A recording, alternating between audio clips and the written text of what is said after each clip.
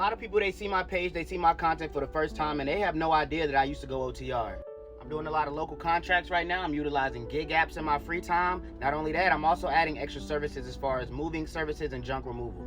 But let me tell y'all a little bit about why I stopped going OTR so much, because I still do if the numbers are right, but you'll only see me do that probably once or twice a month, if even that.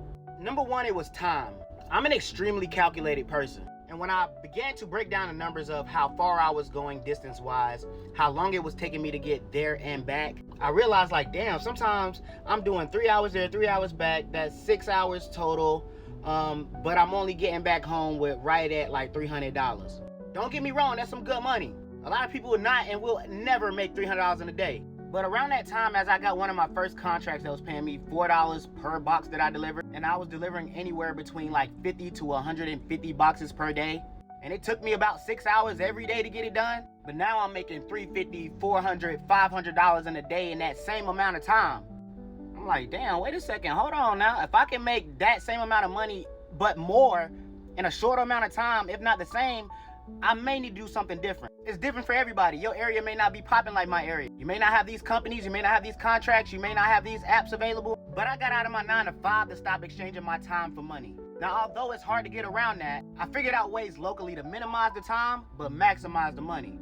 Also, family, number 2, the pay just stopped hitting. I've always bid at $1.50, $1.75, $2. Sometimes I take it down to $1.40, $1.30. But damn, I'm bidding like $1.20, $1.25, $1.10 at the lowest, and I still can't get nothing? Oh no. And in the midst of that, if you're not dispatching yourself and that's the only income that you have, you can't really control how many loads a day you're gonna be able to get. So some days you ain't gonna get shit. Now imagine 2 or 3 days and you just sitting, you like, what? But your bills are still coming. You can't do that too much. If you do, you will fail like the other drivers. There's slow seasons. It'll always usually pick up around the holidays, the major holidays, Thanksgiving, Christmas, Black Friday, but it ain't gonna last long. Then from January, February, all the way till mid-March, it ain't nothing hitting. So you have to find other ways to make money during that time. Truth be told, we going through a slow season right now. September, October, November, December, slow as hell. And it's a whole lot of drivers acting like they ain't never had no days like that, but I'm telling you right now, we have all had days where ain't shit coming in. I didn't get in this business for that. Number 3, it was the maintenance. I'm like, okay, I'm taking these loads over the road. I'm getting about 1,000, 2,000 miles in a week, but damn, I'm getting like 5 oil changes a month. I stay replacing some tires and some fuses, and that adds up. So you may have 2, 3 consistent weeks where you booming. It is booming, it's work hitting you left and right. And then the next week or 2, it ain't really popping like that. So now you gotta use all of that profit you just had to put maintenance to your vehicle, and it's like you just didn't make shit at all. I got tired of that too.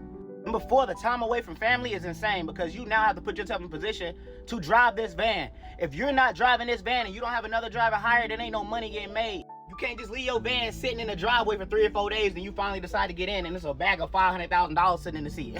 I wish. So you may miss birthdays, you may miss holidays, you may miss emergencies if you too far away and can't get back fast enough. Hell, and the truth be told, the further you are away from home, the more it's gonna cost you to get back if you do have maintenance issues. Imagine getting that bit towed from California all the way back to South Carolina. What? I had extremely uncomfortable sleeping positions. Now, granted, I don't got the bigger vans everybody else has, but I am able to fit my butt back there and get some sleep in. But I miss my bed. I miss my TV. I miss going down to the fridge late night, get me something to drink on. And lead me to number 5, honestly, family, I miss being able to take care of my body.